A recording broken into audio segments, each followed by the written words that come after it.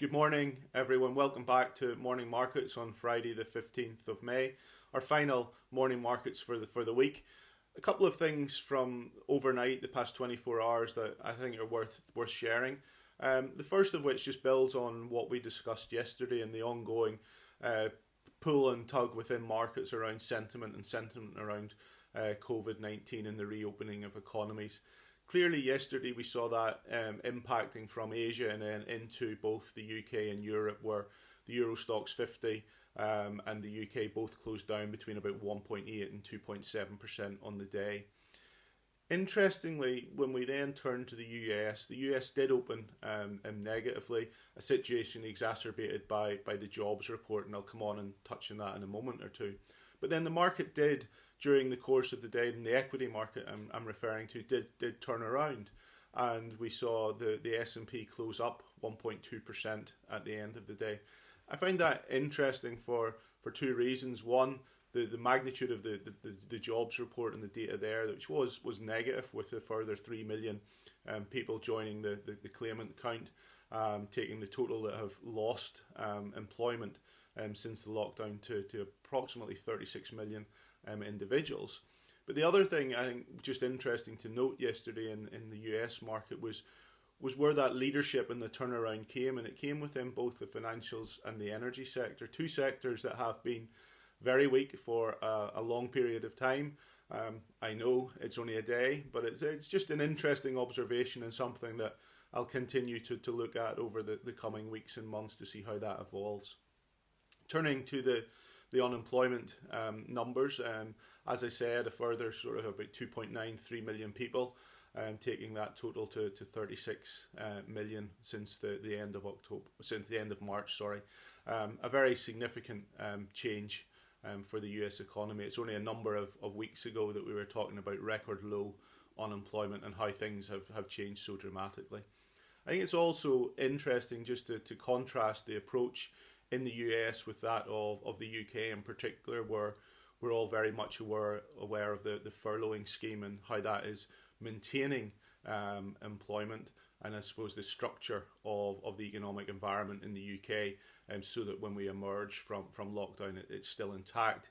That contrasts very differently with, I suppose, the approach in the US, where there is very much flexibility, and it's not supporting workers maintaining their job, it's giving them the unemployment support as they lose their job. So that's just an interesting contrast to observe, and I suppose over the coming months and years it'll be interesting to see which approach leads to a swifter economic recovery and swifter return to work for those that are unemployed. So that's again a much longer term theme to observe. I think the other thing that we touched on today was the ongoing effective deterioration at the margin of the relationship between China and the US. Now, a lot of this is just posturing, I think, around trade.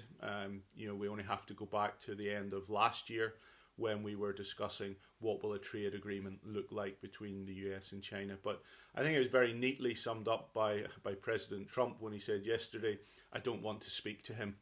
And that's referring to President Xi Jinping of China. So that gives you an indication of where things are at this point in time.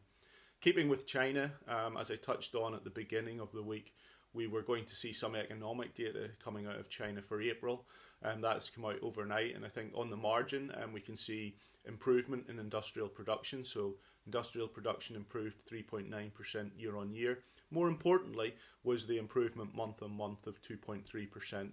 And it does look, when you look into the data, to have been pretty broad-based. So that's a positive about the ongoing industrial recovery within China. Services still remains challenged, and retail sales, and we did see a small improvement month on month, maybe not as much as one could have hoped for.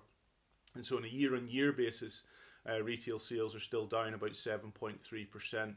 And within that, I think there's an interesting thing to observe and to think about as we think about the recovery in other economies, and that is just the very slow recovery of the consumer in terms of eating out, cinemas, things like that, where there does seem to be a very slow and a reticence to really to go to those locations just yet. So that's something to look at and something to give pause for thought as we think about the recovery in developed markets. And I think very neatly the China Statistics Bureau sum up the situation, and this is just a quote at the end of their release today. Generally speaking, the main indicators are improving in April.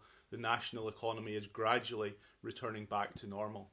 However, we should be aware that given the continuous spread of the epidemic abroad, the stability and recovery of the national economy is still faced with multiple challenges. So that just, I think, really neatly sums up improvement domestically, but still the external challenge. That's it for today. I hope you find that useful, and please join me again next week. Thank you.